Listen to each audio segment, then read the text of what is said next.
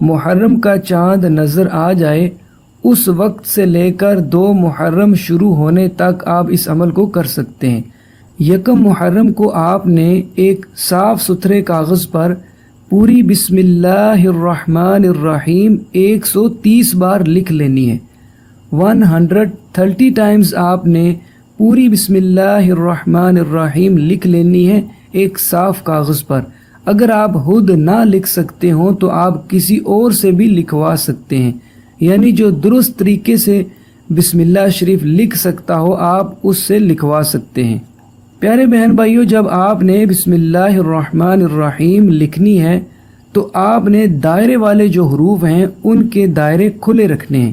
اگر آپ کو اس بات کی سمجھ آ گئی ہے تو ٹھیک ہے، نہیں تو آپ اس ویڈیو کو آخر تک دیکھیے گا۔ میں انشاءاللہ عز و جل آپ کو بسم اللہ الرحمن الرحیم درست لکھنے کا طریقہ بھی بتاؤں گا۔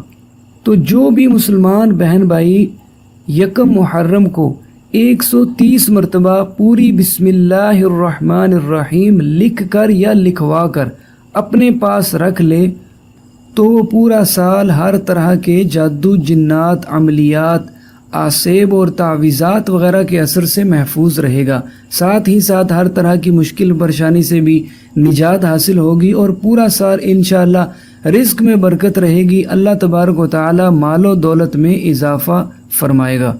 130 بار جب آپ بسم اللہ شریف لکھ لیں یا لکھوا لیں تو اب آپ اس کو لپیٹ کر تعویذ کی شکل میں گلے میں بھی پہن سکتے ہیں، سیدھے بازو پر بھی باندھ سکتے ہیں، اپنے پرس وغیرہ میں رکھ سکتے ہیں، یا آپ چاہیں تو پلاسٹک کوٹنگ کروا کر اپنے گھر میں بھی آویزاں کر سکتے ہیں۔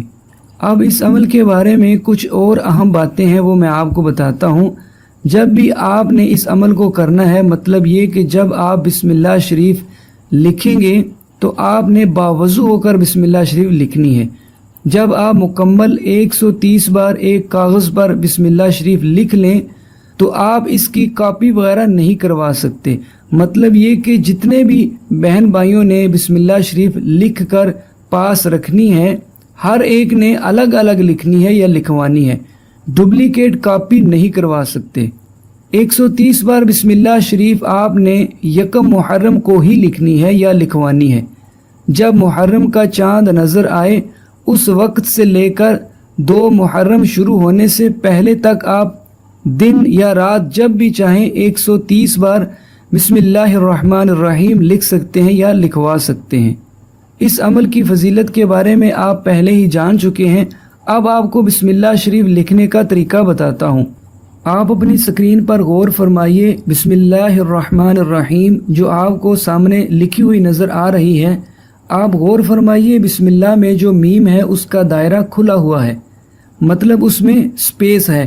اسی طرح آگے اللہ کے ہاں کا دائرہ کھلا ہوا ہے، اور اسی طرح رحمان اور رحیم کے میم کا بھی دائرہ کھلا ہوا ہے، ان میں بھی سپیس ہے۔ آپ جب بھی بسم اللہ شریف لکھیں بتائے گئے طریقے کے مطابق ہی لکھیں۔ جو دائرے والے حروف ہیں ان کے دائرے آپ نے اسی طرح کھلے رکھنے ہیں، اور اعراب لگانے کی یعنی کہ زبر زیر پیش لگانے کی ضرورت نہیں ہے۔ پیارے بہن بھائیو، امید کرتا ہوں کہ آپ کو ٹھیک طرح سے اس عمل کی سمجھ آ گئی ہوگی۔ آپ لازمی اس عمل سے فائدہ حاصل کیجیے گا اور ثواب کی نیت سے اپنے مسلمان بہن بھائیوں کو فائدہ پہنچانے کی نیت سے صدقہ جاریہ سمجھ کر جلدی اس ویڈیو کو اپنے جاننے والوں تک شیئر کر دیں تاکہ ہمارے دوسرے مسلمان